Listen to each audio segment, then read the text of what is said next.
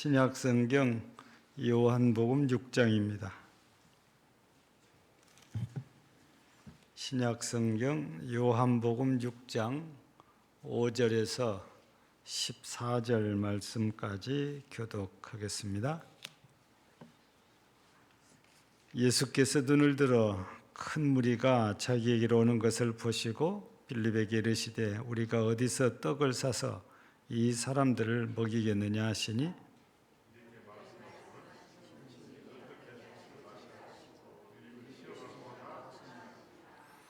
빌립이 대답하되 각 사람으로 조금씩 받게 할지라도 200데나리온의 떡이 부족하리이다.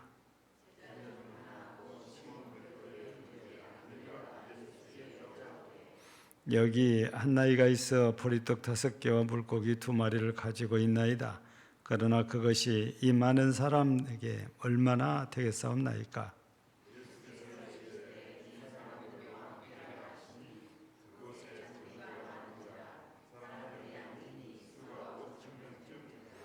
예수께서 떡을 가져 축사하신 후에 앉아있는 자들에게 나누어 주시고 물고기도 그렇게 그들의 원대로 주시니라.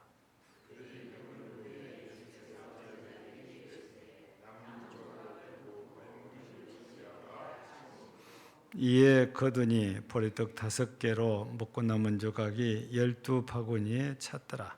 그 사람들이 예수께서 행하신 이 표적을 보고 말하되 이는 참으로 세상에 오실 그 선지자라 하더라. 아멘. 이 시간은 실만한교회 신무하시는 최갑규 목사님 나오셔서 또 말씀 선포해 주시겠습니다.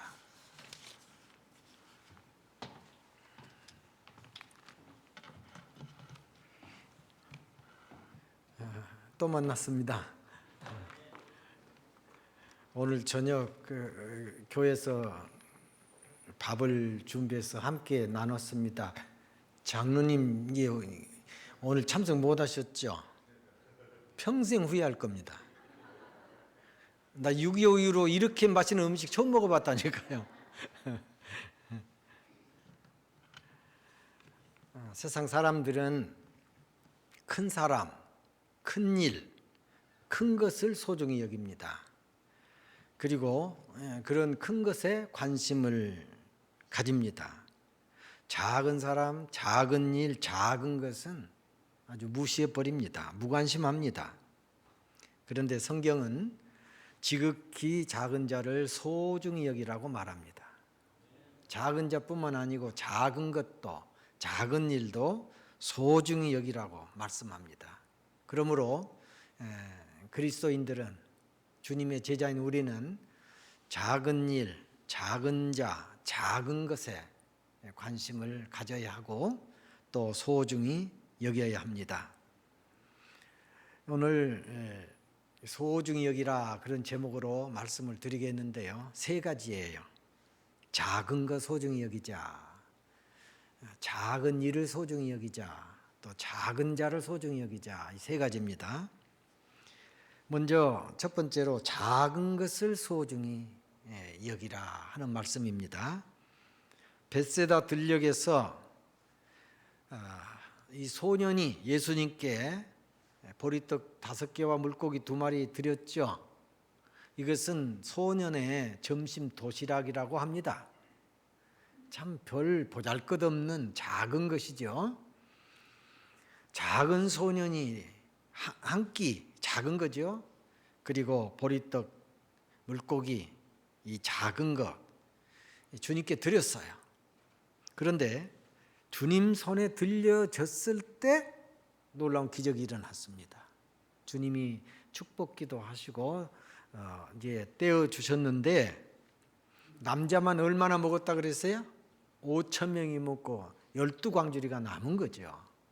여자들은 수에 넣지 않았고 아이들도 넣지 않았습니다. 참으로 놀라운 기적입니다. 작은 자가 드린 작은 것인데, 아주 작은 것인데 주님 손에 들려지니까 기적의 도구가 된 거예요.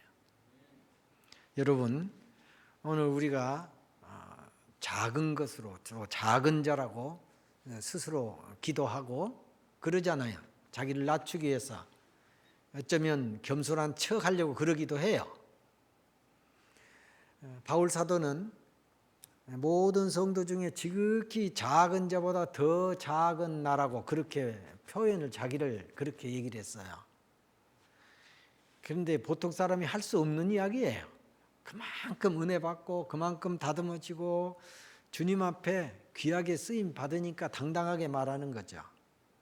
우리는 이제 다른 사람보다 아이고 부족합니다, 연약합니다 늘 그러지만 속으로는 내가 너보다 나서야 그런 마음이 늘 있어요, 솔직히. 그런데 여기 작은 소년이 작은 것을 드렸어요. 주님 손에 들려지니까 이런 기적이 일어났다 하는 거예요. 여러분, 이 오병의 기적은 설교 수없이 들으셨죠? 근데 오늘 들은 것은 조금 색다를 겁니다. 제가 오병의 기적의 간증을 하겠습니다. 이 목사님도 교회 개척해서 고생해서 오늘에 이르렀습니다. 개척해 본 사람만 그 속을 압니다.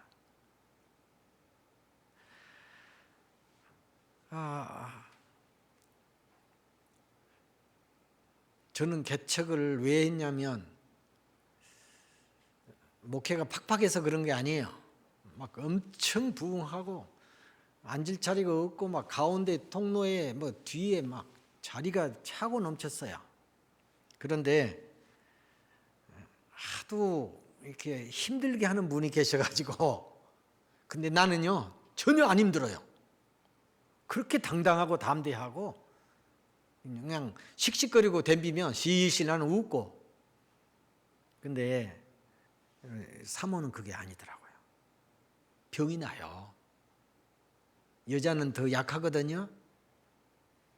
근데 교회에 어려운 일 있으면 목사님들은 설교할 때 팍 폭발해 뿌리고 다 치료가 돼요. 그런데 사모님들은 항상 그 고통을 안고 사는 거예요. 그래서 사모님들 굉장히 짠합니다. 심장병이 나서 이게 베개를 끌어안고 자고 그 우황청심환이라 그러죠. 그걸 안 먹으면은 못 견디고 한 달에 한 번씩 당을 했는지 몰라. 당에만 돌아오면 사모님도 그러지 권사님 너 덕분이 집에 안 가고 기도한다고 막 조마조마 해가지고 내가 왜 개척을 시작했냐. 그렇게 힘든 여정 속에 있었는데 어느 날 기도를 하는데 개척할 그런 마음이 딱 오른 거요. 그래서 왜 이런 마음이 올까? 그런데 어느 날은 또 기도하니까 주님이 그런 것 같아요. 내 마음에 네가 교회를 택할래? 가정을 택할래? 여러분 가정 주님이 세우셨죠? 버릴 수 있나요? 안 됩니다. 교회 주님이 세우셨죠? 버릴 수 있나요? 포기할 수 있나요? 안 됩니다. 갈등이 왔어요. 그런데 묵상하고 기도하는데 또 그런 마음이 딱 일어나더라고요. 교회는 나 아니어도 다른 목사님이면 되는 거예요. 그죠? 근데 가정은 내가 지키지 않으면 안 되는 거잖아요. 누구한테 맡기겠어요, 내 가정을? 주님, 저 가정 택하겠습니다. 그리고 바로 그 수요일 날 사임한다고 얘기했어요. 교회는 아무도 몰라요. 시찰에 노예 다 서류 다 해가지고 성별 예배, 오늘 성별 예배라고 그러니까 막 교인들이 막 놀래가지고 막 설교하는데 막 울고 불고 난리가 난 거예요. 그래서 이제 개척을 이제 시작했거든요. 하나님 은혜로 은행회를 갔는데 그 친구가 광양 사는 친구가 나 개척한다 그러니까 이 사람아 교회 그렇게 잘 됐는데 전에 무슨 소리야? 그렇게 됐네. 돈 좀 준비해놨는가? 뭔 돈? 10원짜리 한 장 준비하지도 않고 개척한다 그런 거예요. 친구가 막 입맛을 다시더니 그 은행에나 한번 가보세요. 그때 당시 주택은행이에요. 연양동에 이제 국민은행을 바꿔줬어요. 거기 갔더니 이제 지점장이 계시더라고요. 어떻게 오셨습니까? 돈이 좀 필요합니다. 그랬더니 무엇이게요? 교회 개척을 합니다. 이렇게 나를 쳐다보고도 사모를 2번 왔다 갔다 하더니 아따 목사님이랑 사모님이랑 좋게 생겼네요. 그러더니 얼마 필요냐 그런 거예요. 나는 계획도 없고 생각도 안 했어요. 1억이 필요합니다. 지금 1억 그러면 아무것도 아니죠. 그때는 컸어요. 근데 그 양반이 해준다 그러네. 그래서 보증 사람은 어떻게 하냐 고민하고 있는데 보증 안 서고도 된다는 거예요. 그 양반이 스스로. 그래가지고 누구에게 부탁해서 세금 낸 영수증만 좀 떼오라는 거예요. 와, 이게 얼마나 큰 은혜입니까? 그래서 아는 사람에게 이만약에서 개척한다 은행에서 세금 낸 영수증만 좀 떼달랍니다. 그러니까 보증 서주라면 내가 할 수도 힘들어요. 그런데 그렇게 말하니까 두 말도 않고 써준 거예요. 해주더라고요. 그래서 1억을 빚을 냈죠. 그래서 이제 창고를 하나 얻고 딸린 사무실을 하나 해서 이제 그 7천을 들였어요. 또 사는 집 전세로 3천하고. 그런데 한 1년 지나고 2년 지난 동안에 아마 100여 명이 모인 거예요. 아주 그냥 막 모여들었어요. 주일마다 사람이 오는 거예요. 그러니까 그때 어떤 마음이 생기냐면 이렇게 가면은 1년 지나면 500명도 되겠다. 막 그런 막 마음이 오고 이 교만이 다 오는 거예요. 하나님이 그 집주인 부도 딱 나게 해서 그 전세금 활짝 날리게 만들었다. 이 보통 힘든 일이 아니에요. 오갈 때는 없지. 그 새로 받은 사람이 경매 받은 사람이 한 번 만나자 그런 것도 아니고 무조건 전화해갖고 막 쌍욕을 해야 되는 거예요. 나가라고. 이야, 이거 저 보통 일이 아니에요. 그러다 이제 집사님들 모이라 그래서 이게 형편이 이러니 실만한 게 묻어났다네. 그래가지고 이제 전도가 딱 끊어지네요. 그래서 이제 이래갖고는 안 되겠다. 우리가 다른 방도를 취하자. 어디 땅이라도 있으면 빌려서라도 조립식이라도 어떻게 해서 해보자. 근데 그 뒷날 그 집사님 한 분이 전화 온 거예요. 여기 밭이 356평이 났는데 한번 보시자고. 그래서 그걸 봤더니 좋아요. 들판이에요. 완전 들이에요. 시의장하고 있던 아는 집사님한테 가서 여기 개척을 하려고 하는데 어떤가 한번 물어보러 왔다 하니까 목사님 거기 교차로 생기고 막 지금 그쪽에 개발을 계획이 돼 있고 빨리 사십시오. 내일 당장 하십시오. 막 그런 거예요. 그래서 그 말만 믿고 또 딱 했죠. 근데 이제 뭐 돈이 있어야 뭐 해보죠. 그 땅을 양해를 구해가지고 그 땅을 제비고 돈을 내서 거기 산 겁이에요. 샀어요. 아무것도 없는데 이제 교회를 막 어떨 겁니까? 시작했죠. 이제 지금 그 간증을 하는 거예요. 지금 아무것도 없어요. 7천 날렸어요. 근데 기도하는 중에 오병이어 생각이 났습니다. 그림을 보리떡 5개 그려진 그림하고 물고기 2마리 그림을 오려가지고 종이 딱 붙여서 복사를 했어요. 오병이어죠. 누가 봐도 믿는 사람은. 밑에다가 1구자, 2구자 해가지고 몇 개 쭉 써놓고 그 다음에 기타 1구에 5,000원. 그리고 그걸 복사를 해서 성도들에 나눠준 거예요. 쉽게 말하면 보리떡 장사를 시킨 거예요. 하다못해 교회 지려고 그러면 옥수수라도 가서 팔아야 되는 거 아니에요. 다들 그렇게 하더만요. 근데 나는 종이 한 장 주는 거예요. 지금 생각하면요. 어디서 그런 용기가 나는지 모르겠어요. 또 기도하고 이게 생각이 났으니까 그냥 시행한 거예요. 주님이 가르쳐 주셨다 생각하고. 그런데 어떤 사람들은 못해 그것을. 사람들에게 입을 못 열어요. 어떤 사람들은요 시킨 대로 잘해. 거기서 조금씩 이렇게 모이더라고요. 근데 참 감사한 것은 제1교회에서 제가 섬기고 봉사했잖아요. 그 목사님이 그러셨대. 내 밑에 있는 부목사님들 다소 얼마라도 다 해줬네. 최학규 목사는 아무것도 못 해줬다고 마음이 이렇게 걸린다고 몇 번 그러셨대. 그냥 우리 교회 진다 그러니까 제1교회 교회에서 내가 가서 설교 한 번 한 것도 아닌데 전화가 와요. 만나자고. 가면 300만 원도 주고 얼마도 주고 그렇게 해서 그 제일교회 그분들 중심에서 내가 하여튼 내 이름으로 들은 것이 한 1억 얼마가 들어왔어요. 그리고 이제 그 집사님들이랑 성도들이 그 보리떡 장사해가지고 좀 모은 것들, 그래가지고 그 교회를 이렇게 어렵사리 이렇게 지었죠. 처음에는 70평만 막고 120평 다 해놓고 철골 세워놓고 앞에는 이제 본 건물처럼 하고 뒤에는 판넬로 막아놓고, 그 뒤에 이제 부흥이 되니까 또 뒤에 다 이렇게 만들었어요. 2층까지. 그리고 이제 2층까지 거의 차니까 이제 교회를 그 정원망람회 한다고 수용됐다고 좀 옮겨주라는 거예요. 13군데인가 사업체들이 있었어요. 이분들이 결성을 해가지고 우리 교회 본부를 삼고 이렇게 하자는 거예요.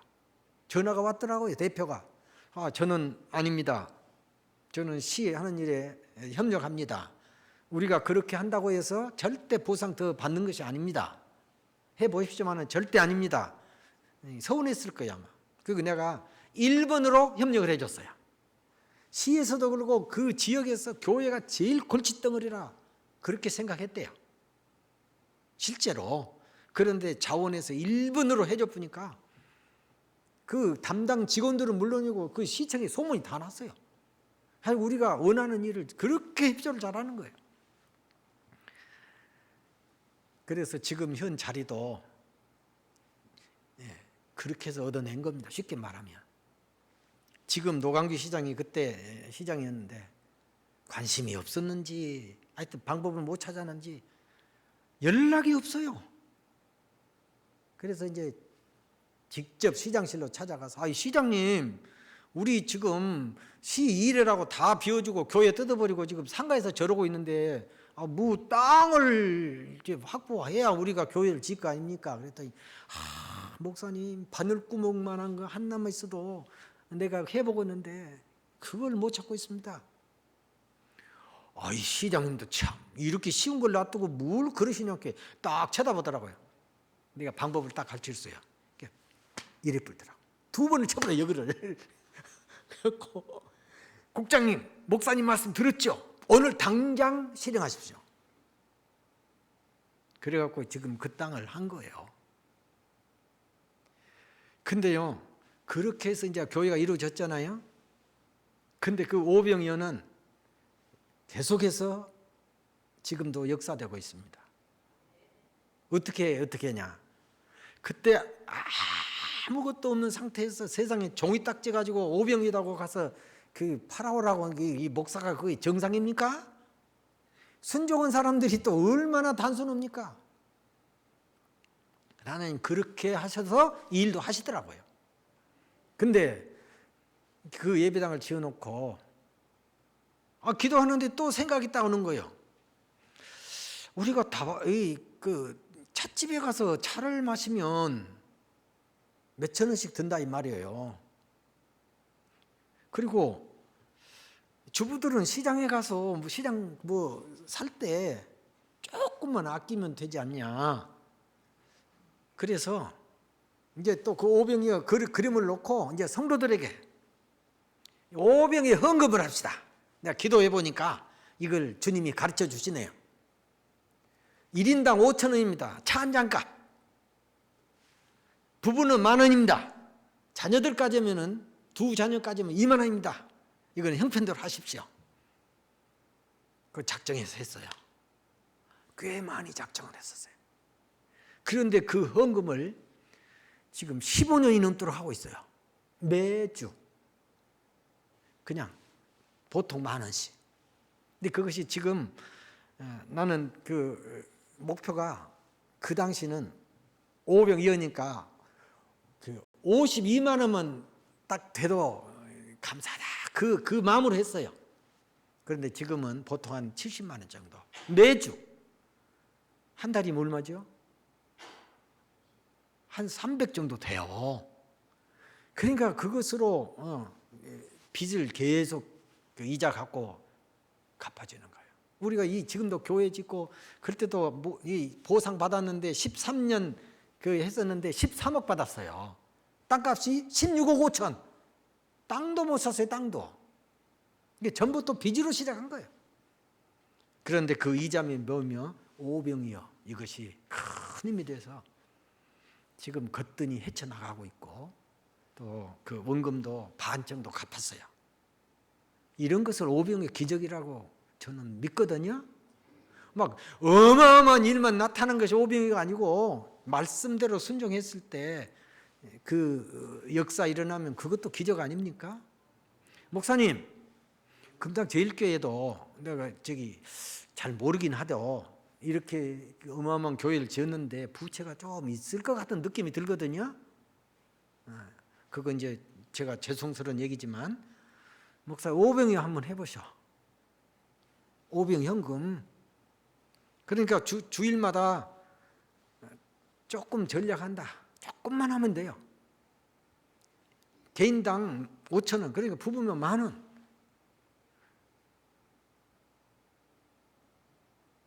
우리 재직들이 다 참여하면요 굉장한 힘이 됩니다. 장로님 한번 해보실랍니까? 당에서 한번 의논해 보세요. 재직 세미나면 이렇게 실질적인 거 가르쳐줘야지. 우리 목사님이 너무 점잖해가지고 교인들이 너무 점잖으신 것 같아. 이런 정도 되면 아멘 그래야 되는데 웃고 말아. 아멘. 정신 좀 차리라고 큰 소리 한번 질렀어요. 저도요 장로님 제일겸이 있어가지고 뭐 아멘도 못했어요. 할렐루야 그것도 못했어요. 몇 년 안 됐어요. 그거 한 제가. 그렇게 습관이 무섭더라고요. 이제 우리 교회는 상당히 이제 좀 달라졌어요. 설교에도 아멘 소리 엄청 잘 나옵니다. 막 크게 나오고. 아까 기도하는데 소리 가만히 있어. 여러분 기도할 때도 마음에 닿으면 아멘 하고 저 옆에서 그냥 같이 해주고 설교할 때도 좀 아멘 하면 그럽시다 우리. 네. 아멘.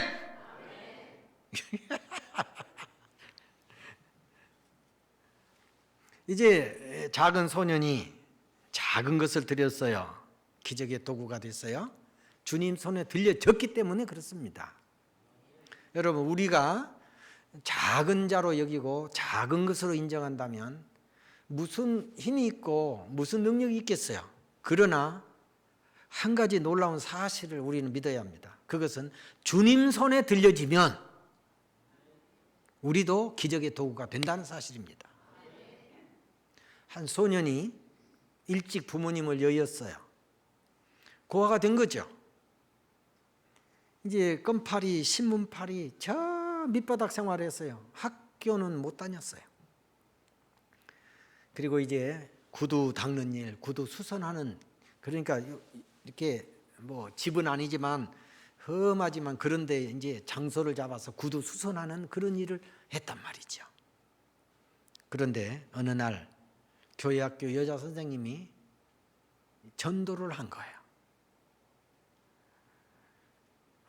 복음을 받아들여서 예수님을 구주로 영접을 했어요. 그리고 얼마 지나서 이 여자 선생님이 다시 방문한 거예요.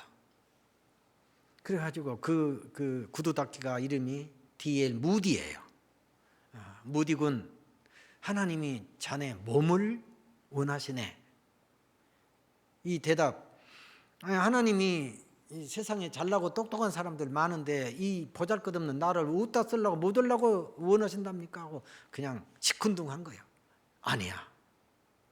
하나님은 자네, 무디 자네를 원하신다네.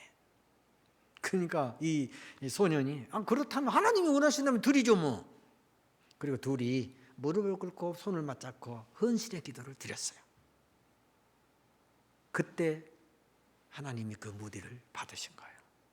정말 세상적으로 볼 때 보잘것없는 그 소년이, 작은 소년이 주님 손에 들려진 바가 된 거예요.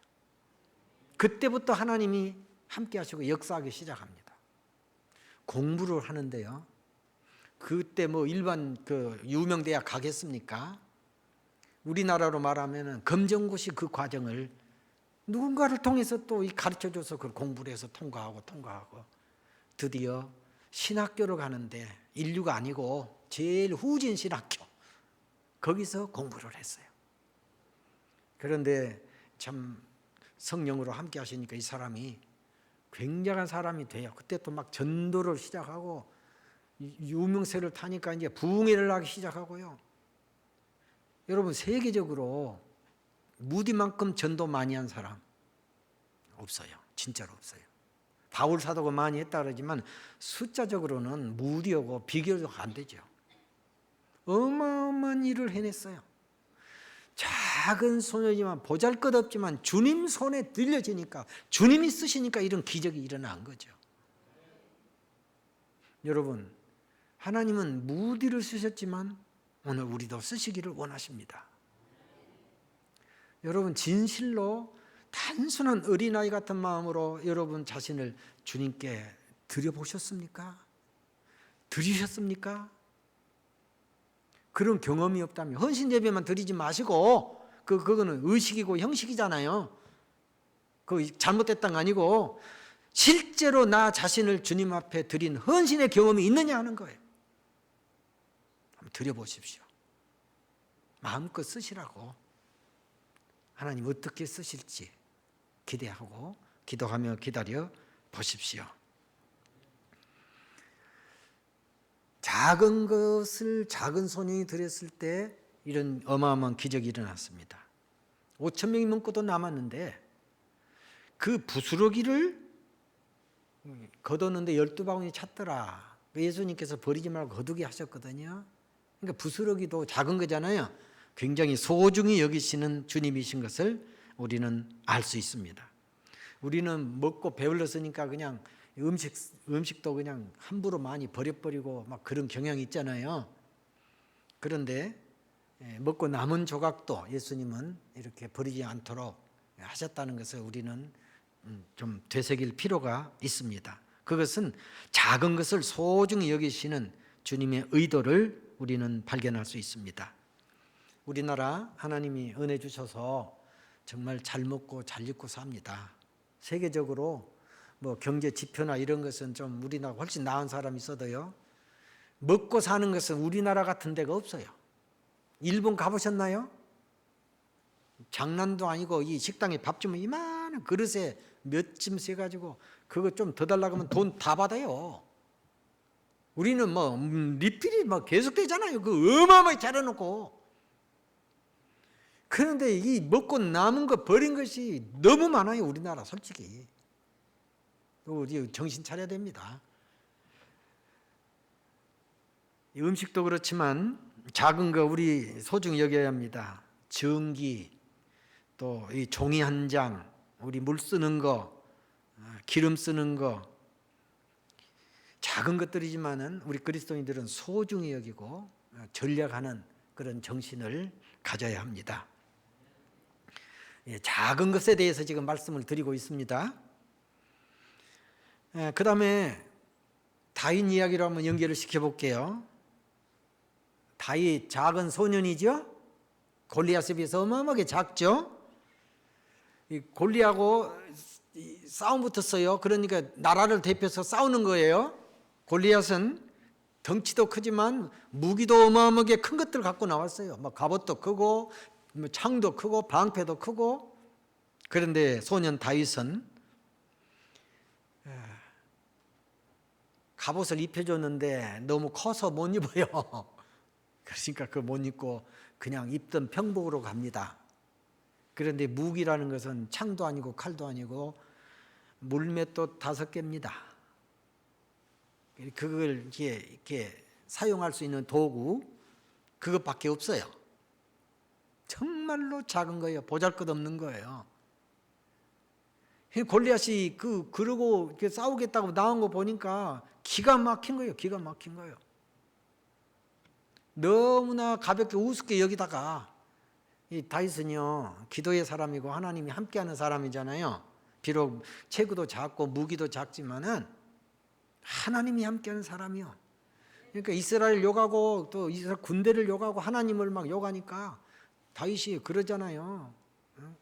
하나님을 그렇게 욕하고 우리 이스라엘을 무시하는 너는 개다고 그래요. 개다고. 그러니까 이 물맷돌 가지고 나가니까 하도 어이가 없어 너털어서 무술 때 돌려갖고 내려 던져버린 거예요. 그냥 방심하는 그 순간에 정통으로 미간에 급소를 맞춰가지고 그 큰 덩치가 꼬당 쓰러져 버리잖아요. 쫓아가서 그 골리앗 칼을 빼가지고 목을 따버렸어요. 작은 소년이 작은 무기로 그 큰 거인 골리앗을 쓰러뜨렸어요. 하나님이 함께 하시면 작은 소년을 통해서도 이 작은 무기를 통해서도 큰 역사를 이루신다 하는 것입니다.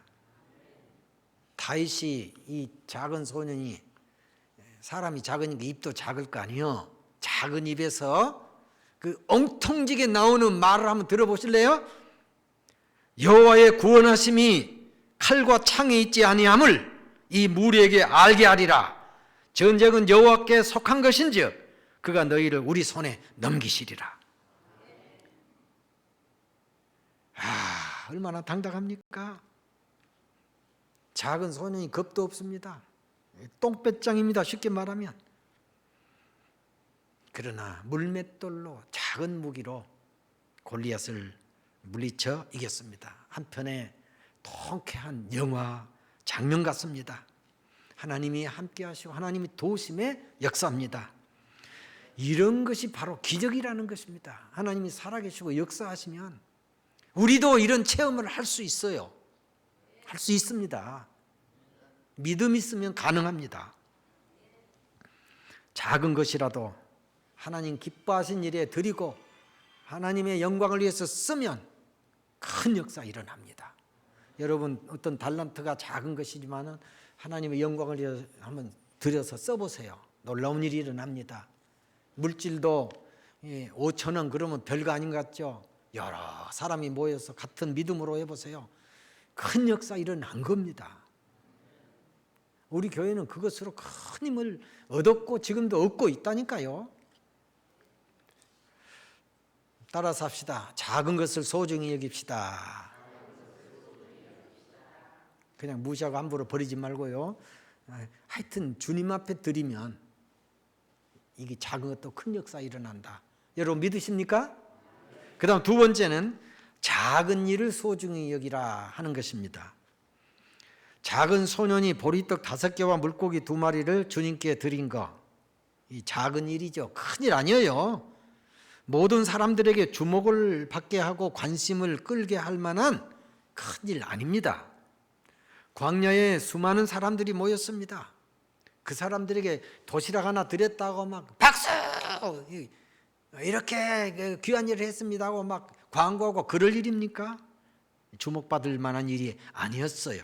하지만 그 일은 중요한 일이었고 또 관심 가져야만 할 일이었고 사실 오늘 우리가 본받아야 할 그런 일입니다. 작은 일이지만 얼마나 귀한 일입니까? 대부분의 사람들은 큰 일에는 관심을 갖지만 작은 일은 무관심합니다. 큰 일은 소중히 여기지만 작은 일은 소홀히 여깁니다. 작은 일이라도 중요한 일이 있고 의미 있는 일이 얼마든지 있어요. 작은 일이라도 주님께서 기뻐하시는 일이 얼마든지 우리 주위에 있습니다. 누군가가 해야 할 일인데 다들 꺼려하는 일, 해도 표가 안 나는 일, 또 남이 알아주지 않는 일. 그렇지만 주님이 기뻐하시는 일이라면 우리는 당당하게 해야 합니다. 우리 교회 한 예를 들면 우리 교회는 전체 830평이가 되는데요. 모두 지하 식당부터 5층까지 전부 우리 교인들이 청소 다 하고 그럽니다. 자동차 5대인데 전부 자원봉사합니다. 그런데 구역을 딱 정해요. 연말이 되면. 그래서 이제 봉사하실 분 모집을 해요. 교회 2013년도에 찍었는데 오늘까지 한 번 맡았는데 두 부서가 바꿔지고 10년 되도록 계속 합니다. 계속. 대단하지 않습니까? 잘했다고 칭찬해주고 뭐 선물 사주고 그런 거 한 번도 없습니다. 그런데 화장실 하는 일에 오늘 보니까 신청자가 없는 거요. 그래서 그걸 빈 칸을 보고 제가 단에서 바로 선포했습니다. 화장실 청소는 장로님들이 하십시오. 아무 말도 않고 있더라. 아멘 하셔. 그랬더니 아멘. 2년 동안 장로님들이 자기들끼리 표를 쫙 짜가지고 돌아가면서 하셔. 떡떡떡 소리가 나. 이렇게 들다 보면 장로님이 화장실 청소하고 있어. 장갑 끼고. 웃음 나와도 참고. 여러분 교회가 괜찮죠? 그 정도면. 장로님들 화장실 청소시겠다고 좀 이상한 장로님들 가만히 안 놔뒀을 거예요. 목사님들. 제가 수은둥이 같아도요 무서워요. 무섭게 생겼어요 장로님? 하나도 안 무서워. 그런데도 말하면 잘 들어요.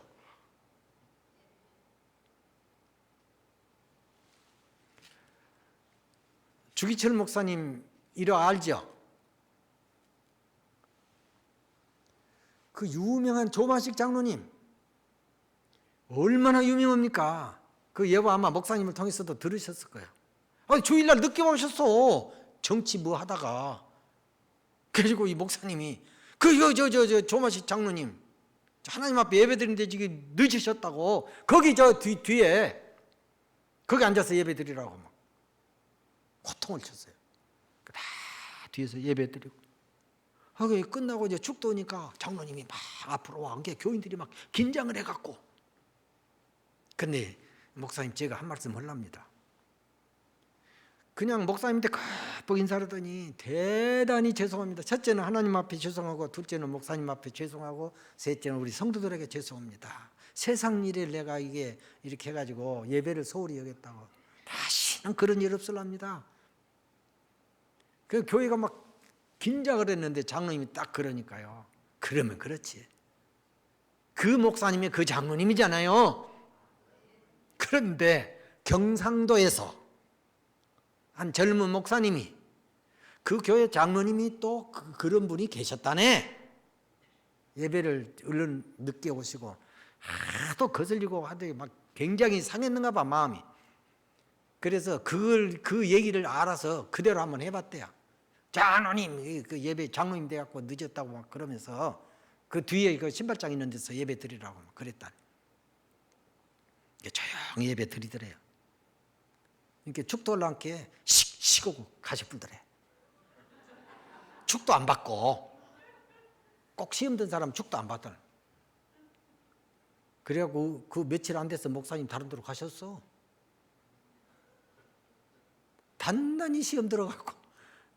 그러니까 그렇게 말할 인격이 된 사람한테 해야지 아무나도 쓰면 되는감. 여러분 큰 사람 같아도요 정말로 그 인격이 그래 갖고는 안 된 건 줄 알아요. 내 잘못은 목회자가 아니라도 어린아이가 지적을 해도 그렇구나 내가 잘못했구나 깨달아지고 느껴져서 고쳐져야 그 정상적인 사람입니다. 네가 뭔데 그래요. 그 장로님이 그런 거예요. 네가 뭔데 나한테 그랬었냐. 장로한테 이래가지고 막 식시갖고 시험 들어버린 거예요. 여러분 작은 일을 소중히 여깁시다. 오늘 우리 그 추수감사 예배고 오후에는 나이 제일 많은 분들 그 그룹이 있는데 헌신 예배 드렸어요. 그래서 이제 설교하면서 그런 얘기를 했죠. 나이 드셔서 뭐 할 일 없다고 그러지 마시라고. 모세는 80세 하나님 부름을 받아서 이 어마어마한 일을 해냈지 않냐. 어? 요새는 뭐 100세 인생이라고 그러는데 아직도 이 정정합니다. 그래도 뭐 찬양대 하시라고 하면은 잘 안 하실 것 같고, 아무것도 할 일 없다고 생각하지 마세요. 교회 오셔서 종이 한 장 어디 돌아다니면 그거 죽고, 그거 다 주일입니다. 작은 일이지만 그런 일 다 실천하고 그런 마음으로 신앙생활 하십시오. 아멘 그러더라고. 이제 종이 깨끗하게 생겼어. 그 노인들이 다 주술 거야. 작은 거, 작은 일 우리는 무시하면 안 됩니다. 주님은 작은 일에 최선을 다하는 자 귀하게 쓰십니다. 작은 일에 충성된 자는 큰 일에도 충성된다고 그랬어요. 그렇죠? 지극히 작은 것에 충성된 자는 큰 것에도 충성되고 지극히 작은 것에 불의한 자는 큰 것에도 불의하리라. 작은 일 맡겼다고 기분 나쁘다 하고 자존심 상한다 하고 그래서 무시하고 소홀히 여기면은 그 큰 일을 할 수 없습니다. 그런 사람. 작은 일을 소중히 여깁시다. 작은 일에 충성해야 주님께서 더 큰 일 맡겨주신다는 것을 우리는 확실히 믿어야 합니다. 마지막 세 번째입니다. 작은 자를 소중히 여기라 하는 것이죠. 첫째는 뭐였습니까? 작은 자, 아니 작은 것, 작은 것. 둘째는 작은 일, 세 번째는 작은 자. 이 소녀는 작은 자예요. 작은 자가 큰 일을 해냈습니다. 모든 사람들이 주목받을 만한 그런 인격자도 사실 아닙니다. 시장도 아니고 뭐 군수도 아니에요. 그런데도 이 작은 자가 큰 일을 했거든요. 당시 문화는 어린아이와 이 여자들은 숫자에도 포함시키지 않았어요. 그렇게 무시했다 그 말이죠. 그런데 이 주님은 작은 소년의 정성이 담긴 도시락을 기꺼이 받으셨어요. 니네 먹어라 이게 아니단 말이죠. 받으셨어요. 거절하지 않은 거죠. 작은 자의 헌신을 기꺼이 수용하셨고 기적의 도구로 활용하셨다 하는 사실입니다. 성경은 우리에게 말합니다. 삼가 이 작은 자 중에 하나도 업신여기지 말아라. 어린아이 하나도 업신여기지 말아라 하는 거예요. 저는 어린이 전도 사역을 했기 때문에 그 중요성을 잘 압니다. 어른들을 전도하면 영혼 구원 받습니다. 분명히. 그런데 수십 년 동안 세상에서 우상 섬기고 세상 일에 때가 묻을 대로 묻고 회개했다 하더라도 그 몸에 배인 것 습관 이런 것이요 다 죄와 상관 있고 세상적이고 막 그래요. 변화돼도요 정말로 변화됐는가 싶을 정도로 구원 받은 것은 사실이에요. 그런데 주님을 위해서 봉사하고 섬긴다 해도 어딘가 어설퍼요. 한 번은 우리 교회에서 할머니 분이 그 전도됐거든요. 그래서 이제 소개를 했어요. 그 일어서고 그냥 박수치고 그러는데 이 할머니가 아무개 씨 그랬더니 벌떡 일어났고 앞으로 막 와요. 오지 마시오 그럴 수도 없잖아요. 그만 쳐다보고 교인들도 쳐다봤어요. 앞에 딱 서더니 열애갖고 이러네. 어디서 배운 거예요 그게? 교회에서도 그렇게 하는 줄 알고.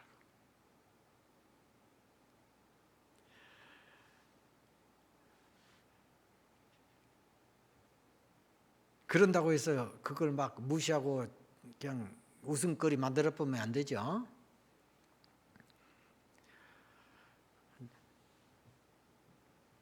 그것이 그런 분들이 바로 작은 자죠. 모르고. 그런 분들도 우리는 소중히 여겨야 합니다. 못 배운 사람 작은 자죠. 소중히 여겨야 되고요. 못 가진 사람들 또 병든 사람 소외계층 다 작은 자들이에요. 교회는 그들을 정말로 소중히 여겨야 합니다. 무시하면 안 됩니다. 시내 어떤 교회 목사님하고 대화하는데 그러더라고요. 우리 교회는 사자들이 많대. 의사가 몇 명이고 뭐 변호사 있고 뭐 있고 아닌가라고 그 참 듣기만 해도 부러운 그런 얘기를 하시더라고요. 목사님, 그 별로 자랑거리가 아닌 것 같은데? 내가 그랬어요. 그러니까 뚫레하고 쳐다봐요. 우리 교회는 그보다 훨씬 자랑거리가 많은데? 그랬더니 이제 뭔가 하고 궁금해 하더라고요. 우리는요, 미화요원 하신 분도 장로님 됐어요. 의사, 변호사가 돈 많은 사람만 되는 것이 아니라 쓰레기 청소하는 장로님도 있어요. 근데 그분은 은퇴하시고 나서도 교회 청소를 다 하십니다. 깨끗이 하십니다. 그래서 이제 그 형편이 어려워서 그 제가 얘기해서 30만 원씩 드려요, 한 달에. 그랬더니 그것이 얼마나 감사하는지. 제가 혼자 있다고 그 부인을 통해서 반찬도 만들어다 주고. 작은 자들이 이렇게 직분도 받고 작은 자들이 활동할 수 있어야 그게 교회지. 그런 분들은 그 큰 교회, 그 교회 가면 사람 취급 안 해요. 여러분, 예수님이 그렇게 했습니까? 우리 교회처럼 했습니까? 그 큰 교회처럼 했습니까? 저는 큰 교회에 있어봐서 알아요. 시골 조그만 교회 목사님이 오셔서 헌신예배 설교한다 그러면 벌써 마음에서 딱 다치고 은혜 받을 준비도 안 해. 그런 교만함이 있어요. 큰 교회. 내가 늦게 살아요. 여수에서 내놓으라는 큰 교회 목사님 오신다고 막 은혜 받겠다고 이미 설교가 잘한 설교고 막 은혜가 와. 그게 정상입니까? 아니거든요. 정상적인 그리스도인은 누가 설교해도 은혜 받는 거예요. 전도사님이 설교해도 은혜 받는 거예요. 나는 그걸 계속 강조하니까 우리 전도사님 어쩌다 설교하면요 다 아멘 아멘하고 똑같이 은혜를 받아요. 나는 그런 모습이 너무 좋아요. 작은 일도 소중히 여기고 작은 자를 소중히 여기란 말이에요. 나는 우리 교회 출신들은요 무조건 내가 상담해갖고 우리 교회 사역해라 그럽니다. 이 부목사도 우리 장로님 아들이요. 내가 업어서 키웠어요. 왜 그러냐면 내가 옛날 제일교회 있을 때 이 청년이 이제 교사하던 청년이 이제 그 자라서 교육 전도사하고 교회에서 목사님이 해가지고 전도사도 하게 해주고 부목사까지 해줬잖아요. 본교회 출신은 그 어렵거든요. 큰 교회 아닙니까? 그게 너무 감사해서 이 보잘것없는 작은 자를 이렇게 해주신 게 너무 감사해서 나는 그거 보답해야 되겠다. 그래서 그 마음으로 그렇게 하려고 얘기해놓고 그렇게 하는 거예요.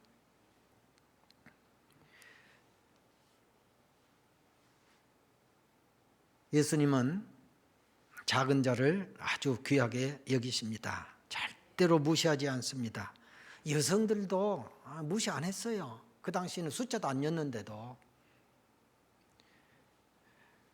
오늘 우리의 교회들이 이런 정신들을 본받아야 하겠습니다.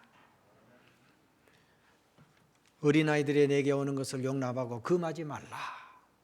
하나님의 나라가 이런 자들의 것이니라.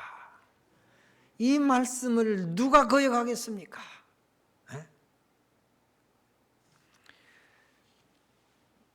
시내에서 두 교회가 동시에 교회를 지었어요. 한 교회는 아이들을 저기 먼지 많은 지하실에서 예배드리도록 본당은 얼씬도 못하게 하고, 그런데 한 교회는 본당에서 아동부 예배 드리게 합시다 의제가 당에서 나온 거예요. 그러니까 반대. 왜 반대냐? 그 당시는 왜 아이들이 그렇게 잘 긁어요? 요새는 안 긁잖아요. 그때는 그런 걸 잘했어. 그래서 다 못 쓰게 만든다는 거예요. 그러니까 한 장로님이 교회를 우리가 왜 지었습니까? 첫째는 하나님 앞에 예배 드리기 위해서 그렇습니다. 둘째는 우리의 자녀들, 2세들 신앙 교육하려고 한 거 아닙니까? 예수님도 전도하셨고 교육하셨고 봉사하셨고 교회가 그래야 되는데 아이들은 사람 아닙니까? 예배 드리고 가르치는 교육하는데 우리가 허락을 해야지. 긁어서 못 쓰게 만든다고 또 그러니까 그러면 우리가 이게 뭐라 그러죠? 문대인 거? 이렇게 빼빠질 그거 해갖고 니 싸면 더 치르면 될 거 아닙니까? 막 그렇게 막 하니까 이제 그것이 더 우세해가지고 거기는 본당에서 예배를 드리겠어요. 여러분 어디가 옳은 일이었습니까? 멋지게 교회 지어놓고 먼지구덕에 아이들 들여놓고 본당하면 얼씬도 못하게 그 예수님 기뻐하시겠어요? 작은 자를 소홀히 여기면 안 돼요. 무시하면 안 되는 거예요. 한 번은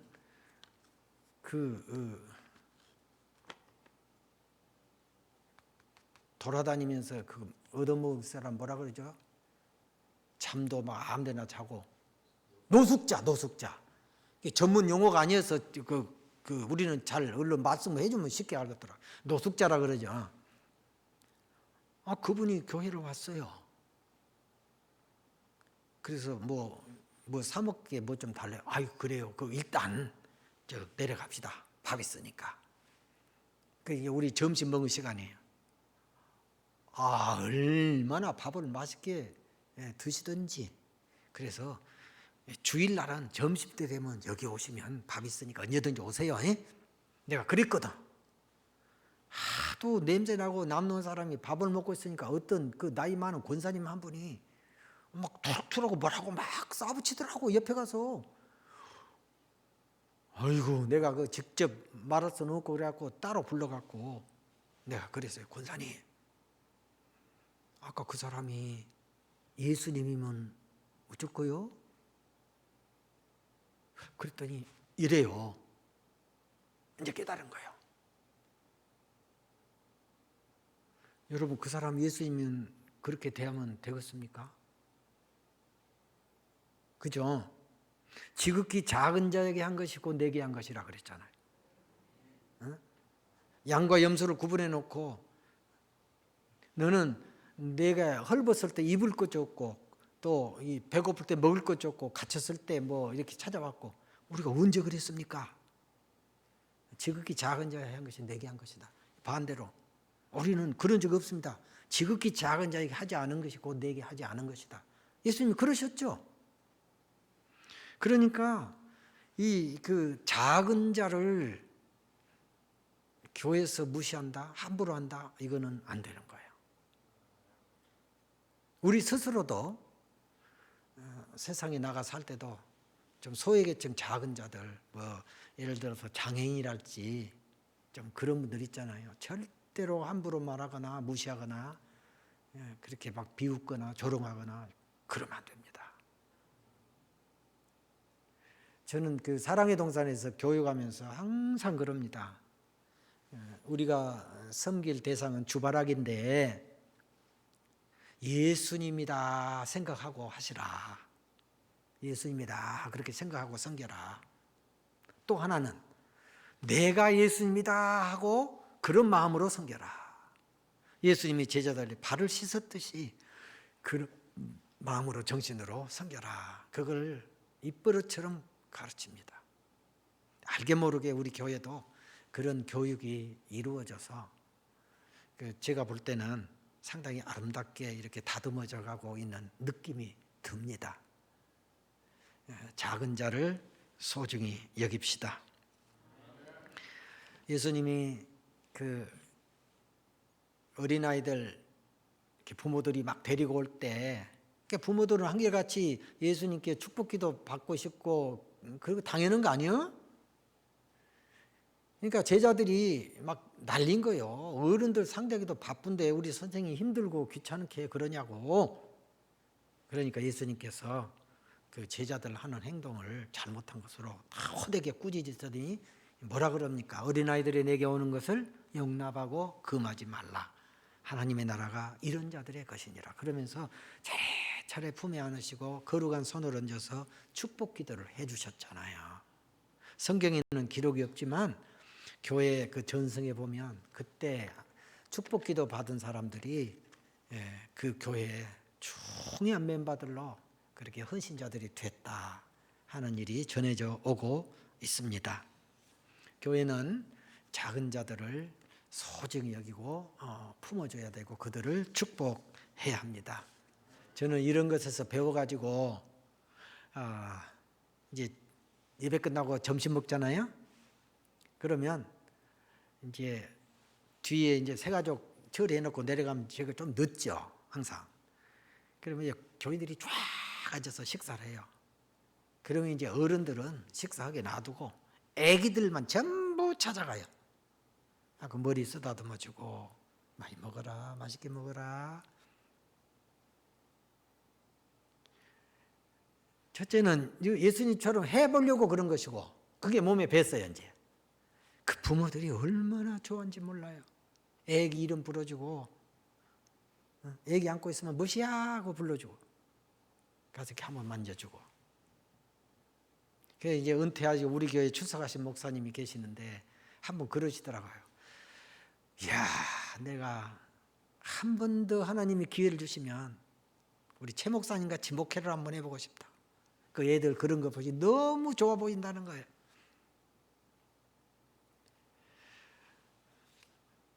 사랑하는 여러분, 우리 주위에 작은 자들이 많습니다. 그 당시는 병든 자, 세리, 죄인들, 여성들 이렇게 무시하고 손가락질하고 상대 안 했죠. 그런데 예수님은 그들과도 친구하시고 그들 집에 가서 식사도 하시고 그러니까 죄인과 무엇에 세리의 친구다고 조롱하고 그랬잖아요. 예수님이 그런 거 무서워서 그런 일 못 하실 분이 아니시죠. 그 예수님은 지극히 작은 자 중에 더 작은 나 같은 것을 위해서 십자가에 피 흘려 죽어주셨습니다. 얼마나 감사할 일인지 모릅니다. 나같이 작은 것을 위해서 구원하시려고 그 고귀한 생명을 바쳐주신 거예요. 여러분 그 은혜 그 사랑 우리가 다 받은 거잖아요. 그렇다면 우리도 예수님처럼 작은 자를 소중히 여겨야죠. 아멘. 작은 것을 소중히 여겨야죠. 작은 일을 소중히 여겨야죠. 왜 그렇게 큰 일만 관심을 갖고 큰 사람들만 주목합니까? 세상에는요 큰 사람보다 작은 사람이 훨씬 많아요.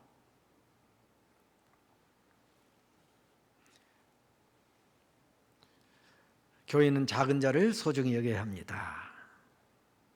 다시 한번 강조합니다. 어린아이들, 가난한 사람, 병든 사람, 실패해서 낙심 중에 있는 사람, 소유계층 소중히 여겨야 합니다. 작은 자들로 구성된 교회가 좋은 교회입니다. 또 이 작은 자 예를 하나 들어볼게요. 열왕기하 5장에 보면 나만 장군, 그러니까 수리아의 2인자입니다. 전쟁에서 대승리를 했기 때문에 그 대단한 권세가 인기가 하늘을 찌릅니다. 그런데 문제가 생겼잖아요. 문둥병이 발현해가지고 심한 고민에 빠져요. 그런데 그 집에 유대 나라에서 노예로 잡혀난 소녀가 있었어요. 이 소녀가 어느 날 이 나만 장군 부부가 얘기하는 것을 우연히 듣게 됩니다. 이 문둥병 때문에 고민하고 있는 거예요. 그때 이 아이가 여자 주인에게 말해요. 우리나라에 가면 엘리사라고 하는 선지자님이 계시는데 그분은 막 병도 고치고 그럽니다. 그러니까 이제 사람이요 어려워지면 지푸라기라도 잡으려고 한다 그러잖아요. 그 얘기를 남편한테 한 거예요. 남편도 그 말도 안 되는 소리 하지 말아요. 아니고 현실이니까 그게 마음이 쓰인 거예요. 그래 보고 싶어요. 그래서 그 나라 왕에게 얘기를 하니까 왕도 다녀오라 그러면서 막 금은 보화를 챙겨주는 거예요. 엘리사 만나러 가는데 만나줍니까? 안 만나주고 종을 통해서 요단강에 7번 목욕하면 낫는다 그래라. 괘씸해가지고 이렇게 높은 사람이 왔는데 와서 정중하게 무릎 꿇고 안수 다 해줘야지 이 사람 취급 안 한다고 막 씩씩거리고 가자 그런 판이요. 근데 부하들이 또 참 충성스러워요. 아이 주인님, 그래도 힘든 일도 아닌데 목욕을 하는 게 뭐 어렵습니까? 한번 해보십시오. 자꾸 이 사람이 고나와 저 사람이. 그래서 씻은 거예요. 한두 번 해보고 야 있을 데 없다 가자야. 그런데 7번 하라고 안 그랬습니까? 이제 한번 더 해보십시오. 7번 딱 했더니 깨끗해져 버렸잖아요. 이 사람이 너무 감동해가지고 다시 찾아가서 막 예물을 주려고 그러니까 안 받았잖아요. 그러니까 이스라엘에서 마차에 흙을 싣고 와서 그 자기 나라 우상 다 때려 부수고 하나님 섬기는 그런 예배를 바꿨잖아요. 이런 놀라운 역사가 누구 때문이죠? 사실 이름도 성경에 없어요. 그 여자아이 때문이에요. 작은 자를 통해서 이런 큰일이 일어난 거예요. 여러분 교회 저거 뭐 해야 작은 자라고 싶으면 안 돼요. 제가 열심히 그 전도하던 시절에 있었던 일이에요. 주성교회 문영찬 목사님이 목사님 우리 교회 부흥회인데 저녁에 강사랑 식사합시다. 그래. 오케이 하고 갔더니 강사하고 사모님 목사님 대접하는 장로님 4분이 오셨어요. 나까지 5이잖아요. 이제 식탁에 앉았어요. 음식이 준비하고 있어요. 그때 이제 옛날에 사역 같은 이야기를 이제 꺼내 가지고 그 문 목사님이 나를 통해서 이제 배웠다 이제 그런 얘기를 하셔요. 근데 옛날에 그 사역했던 얘기가 생각이 나서 했어요. 여수 성안교회라는데 그 애양원 있는 데 있어요. 거기 가서 동네 마이크 빌려서 방송해가지고 아이들을 모이게 해가지고 그때 전도했다. 그렇게 해서 네 명의 5학년짜리들 그림책으로 해서 예수님 영접하고 상담했는데 한 아이가 엄청 변화되고 냈다 큰 은혜 받았다고 그런 일이 있었다. 그러니까 대접으로 온 장로님이 목사님 제가 박성태입니다. 5학년짜리 그때 박성태가 장로가 돼 있는 거예요. 하나님 앞에 굉장히 감사했어요. 그렇잖아요. 여러분 이런 것을 영광이라 그러고 면류관이라 그럽니다. 천국에 가서 뭐 상급 받고 면류관 받고 거기는 전부 금이고 보석으로 문도 다 꾸며졌는데 금 어디다 써먹을 겁니까? 그렇게 전도해서 구원받은 영혼들이 우리의 상급이고 영광이고 면류관인 거예요. 이 성경에 그렇게 나왔어요. 데살로니가전서 2장 마지막 부분에 29절인가 나옵니다. 또 한 번은요, 남초등학교에 교실에 가서 전도했는데 그때는 점심시간을 주로 이용하는데 온 학교에 소문이 다 나가지고 선생님들도 다 인정을 해요. 복도 이렇게 가면 오늘 몇 반입니까? 그래 선생님이 물어봐요. 그러니까 지금 다른 데 할 때서 우리 반 하시죠? 교회도 안 다니는 사람들이 그랬어요. 그때 가서 이제 이게 전도를 했는데 4학년 반이었어요. 이름은 서병수예요. 안 잊어먹어요. 이제 전도돼서 이제 제가 가르치고 그래가지고 신앙생활을 잘 했어요. 중학교, 고등학교 거치는데 고3 때 그때는 내가 이제 거기에 없었죠. 공부를 썩 잘했어요. 그래가지고 학교에서도 교장, 교감 관심의 대상이고 무조건 서울대. 부모님도 무조건 서울대. 그런데 이 아이는 안 간다는 거예요, 서울대나. 그러니까 몸이 다른 거예요. 부모는 말할 것도 없고 교장, 교감, 담임 막 몸이 달아갖고 설득 아무래도 안 들어. 그래서 이 엄마가 하도 답답해서 도대체 너는 왜 서울대를 안 가려고 그러냐? 교대 간다 이거예요. 그럼 왜 교대를 가려고 그러냐?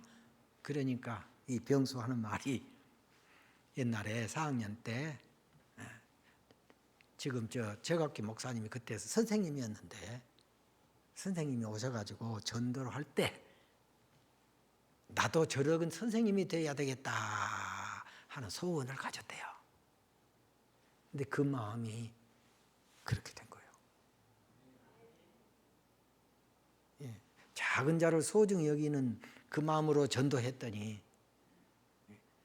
그 학생이 이제 가르칠 때 솔직히 보통 사람보다 더 잘 가르칠 수 있겠다는 생각 안 듭니까? 똑같은 교사 같아요? 그런 사명이 두 사람이 뭔가 달라도 다릅니다. 작은 자로 소중히 여겨야 합니다.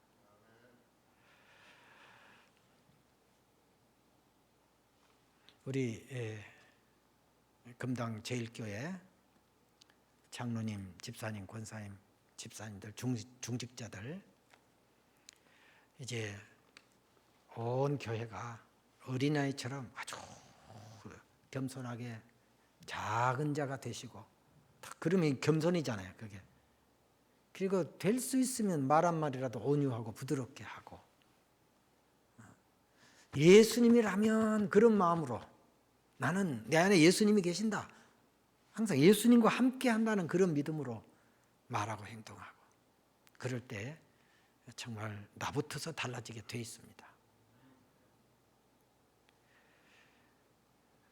그리고 그 교회는 평안해야 되고 그리고 부흥해야 되잖아요. 그러려면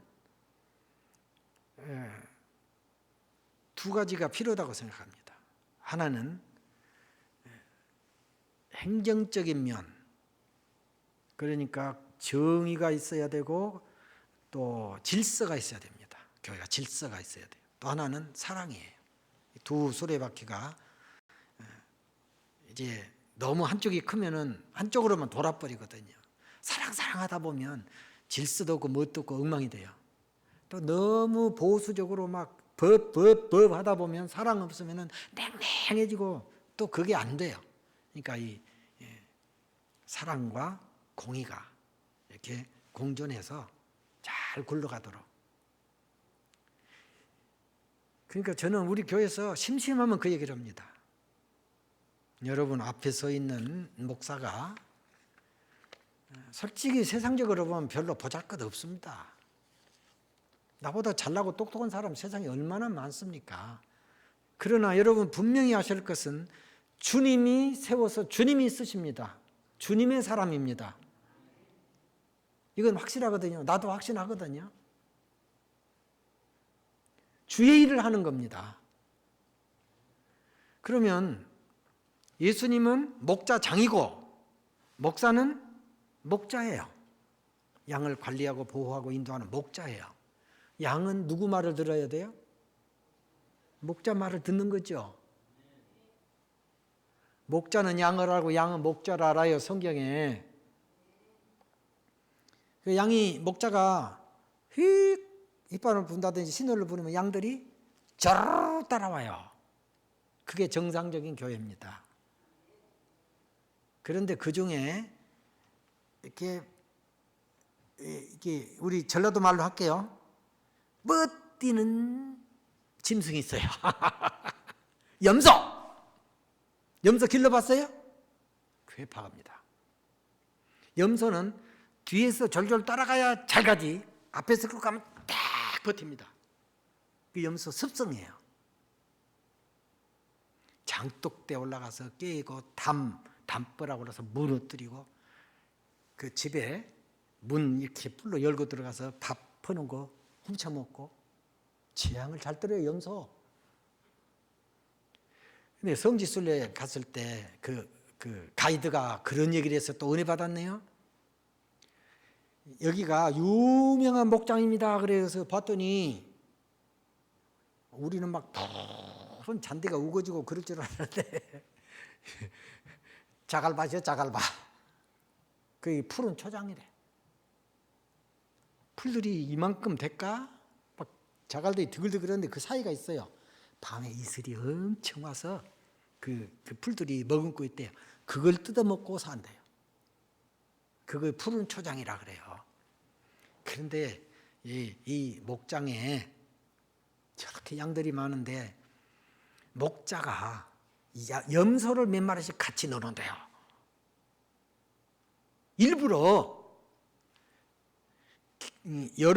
겨울에는 양은 밀착하는 습성이 있대요. 겨울에는 추우니까 밀착하면 서로 따뜻해서 좋죠. 유익하죠.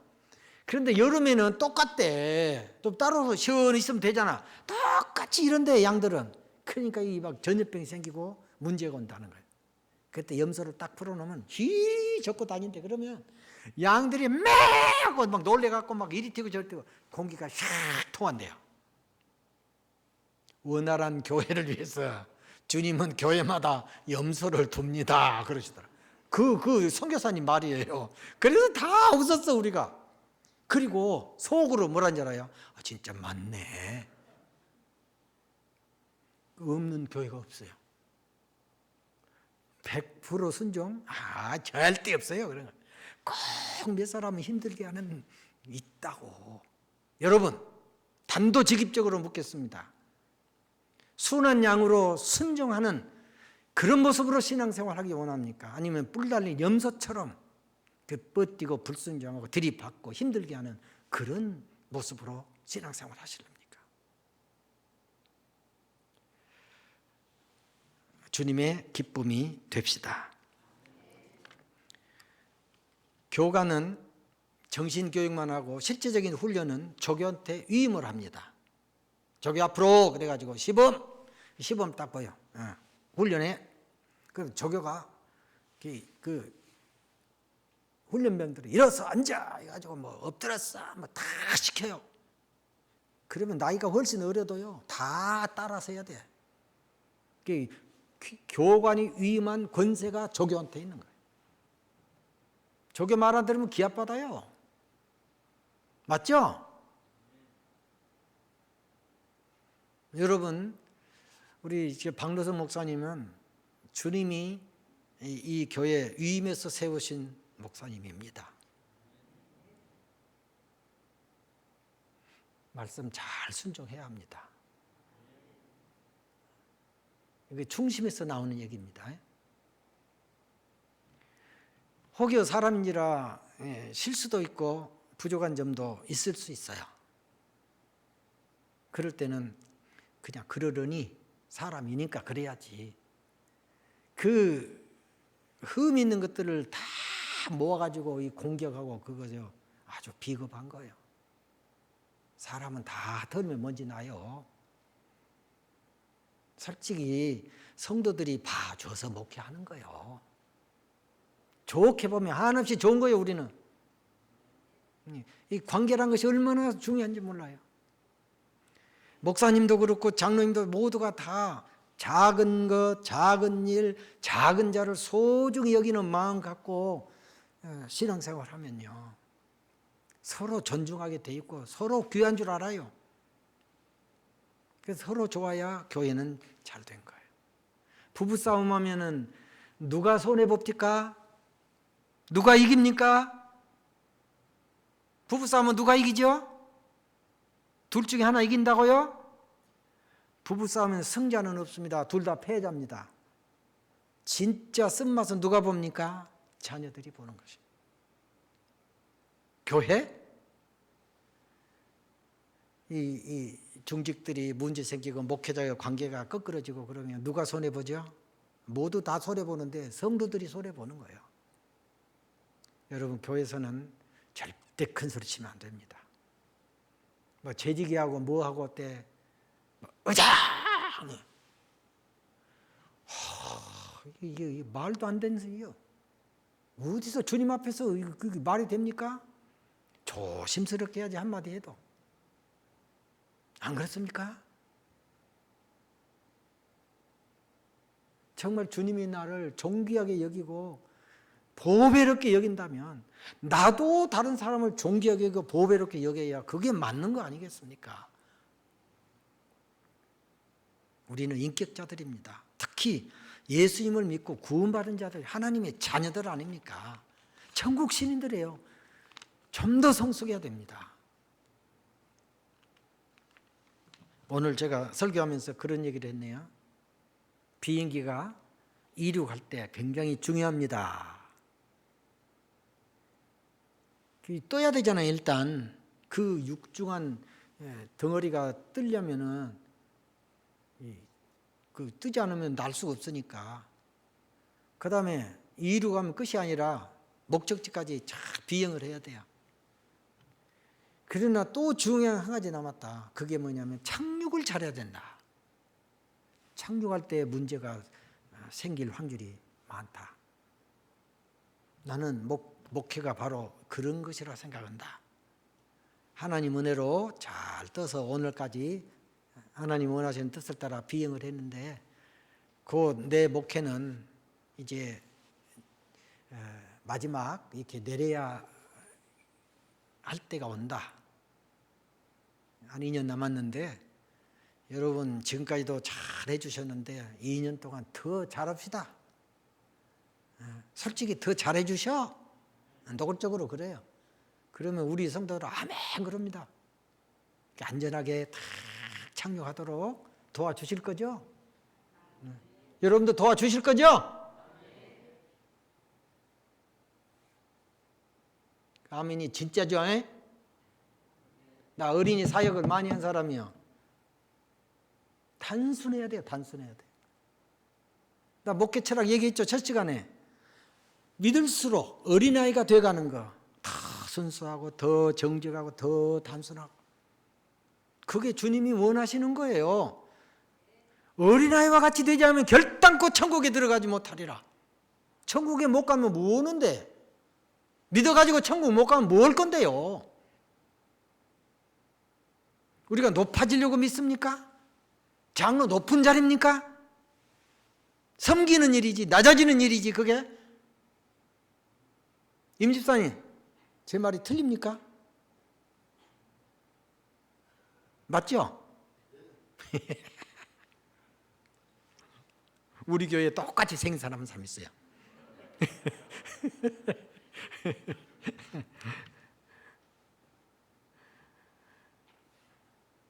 이제 정리하겠습니다. 주님은 지극히 작은 자 중에 작은 자 우리를 귀히 여기셔서 구원해 주셨는데 그 구원 과정이 보통이 아니에요.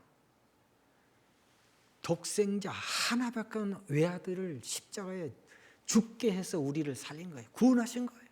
우리가 그 은혜를 받은 거예요. 그렇게 우리를 소중히 여긴다고요. 주님은. 아멘이죠? 그 사랑 그 은혜로 우리가 섬기자고요. 그럼 예수님처럼 작은 자들, 병든 자들, 소외계층 교회에서 더 귀히 여기고 작은 일도 무시하지 말고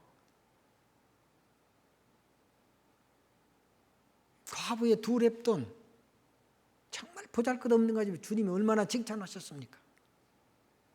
그런 정신이 교회에 다 있어야 된다 그 말이에요. 기도합시다. 주님 오늘 추수감사절 예배로 드렸습니다. 모든 것이 아버지 은혜고 모든 것이 감사할 조건입니다. 오늘 이 밤에 재직 세미나를 통해서 우리가 말씀 들었습니다. 벳세다 들녘에서 작은 소년이 작은 도시락 보리떡 5개와 물고기 2마리 작은 것을 주님 앞에 드렸습니다. 작은 일입니다. 주님은 무시하지 않고 기꺼이 받으시고 축복하신 다음에 나누어 주셔서 수없이 많은 사람이 배불리 먹었습니다. 그리고 하신 말씀 내가 곧 생명의 떡이니라. 생명의 떡이라고 하셨습니다. 작은 일을 소중히 여기시고 작은 것을 소중히 여기시고 또 작은 자를 통해서 일하시는 주님이시여 작은 우리를 불러서 일꾼 삼으시고 또 쓰시니 영광입니다. 감사함으로 섬기게 하시고 내게 주신 이 모든 은혜를 무엇으로 보답할까 하는 심정으로 섬기며 봉사하게 하옵소서. 다른 사람을 대할 때 예수님 대하듯이 하는 그런 은혜를 주시옵소서. 예수님 마음으로 모두를 대하게 하옵소서. 주님께서 충성대 여기사 위임 목사로 세우신 우리 박 목사님에게 영육간의 강건함 주시고 성령의 기름을 충만하게 부으셔서 사역 속에 기름 부으심의 역사가 강력하게 나타나게 하옵소서. 우리 사모님 그 마음을 아십니다. 늘 위로해 주시고 늘 세임 주시고 강건함으로 더해 주옵소서. 온 성도들과 더불어 늘 위로받고 힘 얻어서 맡은 사명 잘 감당하게 하옵소서. 우리 장로님, 안수 집사님, 권사님, 집사님들, 중직들 기억하시고 참으로 오늘 말씀 따라서 작은 것에 작은 일에 작은 자에게 관심 갖고 섬기도록 역사하옵소서. 교회가 평안하게 하시고 든든히 서가게 하여 주옵소서. 예수님 이름으로 기도드립니다. 아멘.